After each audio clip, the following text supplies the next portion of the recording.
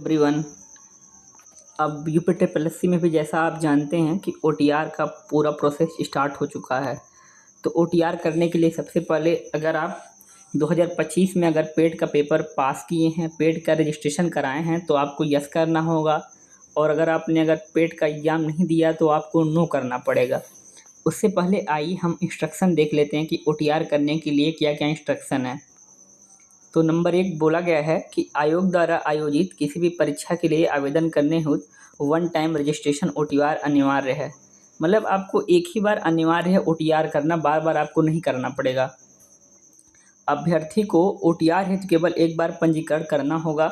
भविष्य में सभी आवेदन के लिए उक्त ओटीआर आईडी का उपयोग किया जा सकेगा। भविष्य में कोई भी अगर आपको कोई भी फॉर्म आता है, अगर उसमें आपको आवेदन करना है तो आपको ओटीआर नंबर के थ्रू कर सकते हैं। थर्ड क्या देखते हैं, अभ्यर्थियों को ओटीआर हेतु नवीन पंजीकरण अथवा प्रारंभिक अर्हता परीक्षा 2025 की पंजीकरण संख्या के आधार पर पंजीकरण करना होगा। वही बात है, अगर आपने 2025 में पेट रजिस्ट्रेशन किया हुआ है तो आपको उसी रजिस्ट्रेशन नंबर के थ्रू ओटीआर करना है। और अगर आपने पेट नहीं दिया है तो आपको नए ओटीआर का रजिस्ट्रेशन करना होगा। चौथा देखते हैं क्या दिया है, यदि किसी अभ्यर्थी ने प्रारंभिक अर्हता परीक्षा 2025 हेतु आवेदन किया है तो उसे प्रारंभिक अर्हता परीक्षा 2025 की पंजीकरण संख्या के आधार पर ओटीआर आवेदन करना होगा। फिर वही चीज़ है, अगर आप लोगों ने 2025 प्रारंभिक अर्हता परीक्षा में पंजीकरण किया है तो उसी के आधार पर आपको ओटीआर करना होगा। 5वें नंबर पे ये दिया है और चौथे नंबर पे ये दिया है। 5वें पे देखते हैं, ओटीआर पंजीकरण के लिए वैध मोबाइल नंबर और ईमेल आईडी होना अनिवार्य है। आपके पास जो वैध मोबाइल नंबर है और ईमेल आईडी होना ये अनिवार्य है। मोबाइल नंबर एवं ईमेल भर्ती प्रक्रिया का संपूर्ण अवधि तक सक्रिय रहनी चाहिए। मतलब जो मोबाइल नंबर आप उपयोग कर रहे हैं और जो ईमेल आईडी उपयोग कर रहे हैं वो संपूर्ण भर्ती प्रक्रिया तक वो सक्रिय रहना चाहिए। छठे नंबर पे देखते हैं तो क्या है, मोबाइल नंबर एवं ईमेल आईडी का सत्यापन ओटीपी प्रमाणीकरण के माध्यम से किया जाएगा। मतलब आपके मोबाइल नंबर और ईमेल आईडी पे एक ओटीपी जाएगा जिसके माध्यम से ये प्रमाणित किया जाएगा। छठे पे यही पूरा दिया है। 7वें पे देखते हैं तो 7वें नंबर पे दिया है, प्रत्येक अभ्यर्थी के लिए केवल एक ओटीआर आईडी का ही अनुमति है। एक से अधिक ओटीआर आईडी बनाए जाने पर अभ्यर्थन निरस्त किया जा सकता है। मतलब आपको एक ही ओटीआर आईडी बनानी है, अलग अलग ओटीआर आईडी आपको नहीं बनानी है। एक ही ओटीआर आईडी बनाइए, नहीं तो आपका अभ्यर्थन निरस्त किया जा सकता है। 8वें नंबर में देखते हैं, ओटीआर में दर्ज की गई समस्त जानकारी जो हो सही होनी चाहिए तथा अभिलेखों में उपलब्ध विवरण के अनुसार होनी चाहिए। मतलब जो भी हाई स्कूल इंटर की जो भी मार्कशीट है, जो भी आपके नाम है, वो सब आपको सही दर्ज करना होगा। गलत आप दर्ज करेंगे तो आपको आगे चल के बहुत दिक्कत होगा। 9 नंबर में देखें तो दिया हुआ है, ओटीआर पंजीकरण हेतु आवेदन पत्र को अंतिम सबमिट करने से पूर्व अभ्यर्थी को यह सुनिश्चित कर लें कि उनके द्वारा दर्ज की गई समस्त प्रविष्टियां सही एवं पूर्ण हैं।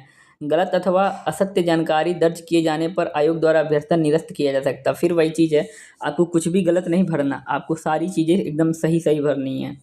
10 में देखें तो ओटीआर पंजीकरण पूर्ण होने के पश्चात उसमें किसी प्रकार का संशोधन अनुमन्य नहीं होगा। यही मेन चीज़ है, आप एक बार जब ओटीआर कर लेंगे उसमें किसी भी प्रकार के चेंजेज नहीं हो सकते। इसीलिए आपको ओटीआर करते वक्त बहुत ही सावधानी बरतनी चाहिए, नहीं तो बाद में चल के बहुत ही दिक्कत होगा। अब 11 में देखते हैं, प्रत्येक अभ्यर्थी के लिए केवल एक ही ओटीआर आईडी की ही अनुमति है। एक से अधिक ओटीआर आईडी बनाए जाने पर अभ्यर्थन का निरस्त किया जा सकता। फिर वही चीज़, आपको अलग अलग ओटीआर आप आईडी नहीं बना सकते। और लास्ट में देखेंगे, अभ्यर्थी अपने लॉगिन विवरण की गोपनीयता बनाए रखने के लिए स्वयं उत्तरदायी होंगे। आप जब ओटीआर कर लेंगे आपको एक ओटीआर नंबर और पासवर्ड मिलेगा, उसको आपको खुद के पास रखना, किसी और के साथ शेयर नहीं करना है। ओटीआर आईडी के दुरुपयोग के लिए आयोग उत्तरदायी नहीं होगा। तो ये आप सुनिश्चित कर लें कि ओटीआर आईडी आपके पास ही रहे और किसी के पास ना जाए। अब देख लेते हैं, मान लीजिए जिसके पास पेट 2025 का पंजीकरण संख्या हो वो तो उससे लॉगिन कर सकता है, और जिसके पास नहीं है वो यहाँ पे नो कर सकता है। तो चलिए हमने नो करके दिखाता हूँ नए लोगों के लिए कैसे होगा। आपने नो किया, जब आपने नो किया तो आपका देखिए नया डैशबोर्ड खुल जाएगा। एक सेकेंड, देखिए सबसे पहले खुल रहा, आपको फिर से वही पूछ रहा है कि आपके पास पेट 2025 की पंजीकरण संख्या है, तो नए लोग यहाँ पे नो कर देंगे और जिनके पास होगा वो यस कर देंगे। फिर इस कॉलम में मोबाइल नंबर आप मैक्स जो आपका होगा डाल देंगे। फिर यहाँ पे आप ईमेल आईडी डालेंगे, इस वाले कॉलम में आप ईमेल आईडी डाल देंगे। अब इसमें इंटर कैंडिडेट्स नंबर जो आपका नेम होगा वो डाल देंगे। फिर अगले कॉलम में देखेंगे तो इन कन्फर्म कैंडिडेट नाम, कैंडिडेट कन्फर्म कैंडिडेट्स नेम करेंगे, आपका जो भी कैंडिडेट नेम होगा एक बार और कन्फर्म कर लेंगे। फिर डेट ऑफ बर्थ डालेंगे इसमें, सिलेक्ट फिर मंथ करेंगे, सिलेक्ट ईयर कर लेंगे, फिर जेंडर सेलेक्ट कर लेंगे।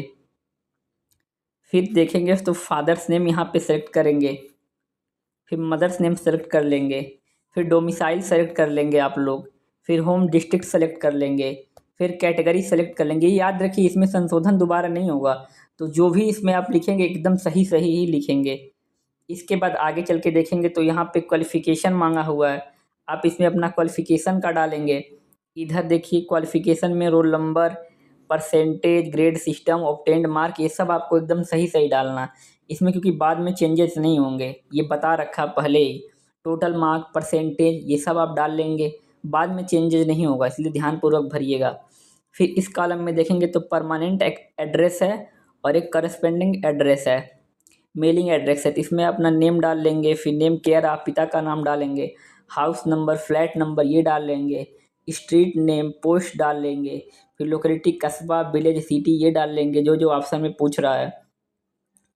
फिर यहाँ पे स्टेट नेम आप डाल लेंगे, आपका जो स्टेट हो, फिर डिस्ट्रिक्ट जो हो, पिन कोड जो हो, ये सब आप लोग डाल लेंगे एकदम सही सही, कुछ भी गलत नहीं डालना है। इसके बाद लास्ट में देखेंगे तो क्या यहाँ पे पूछ रहा है, select any one document, PAN, driving licence, voter ID. इसमें आपको ये तीनों चीज़ें पूछ रहा है। पेन कार्ड आपके पास हो तो वो सेलेक्ट करिए, ड्राइविंग लाइसेंस हो तो वो कर लीजिए, वोटर आईडी हो तो वो कर लीजिए।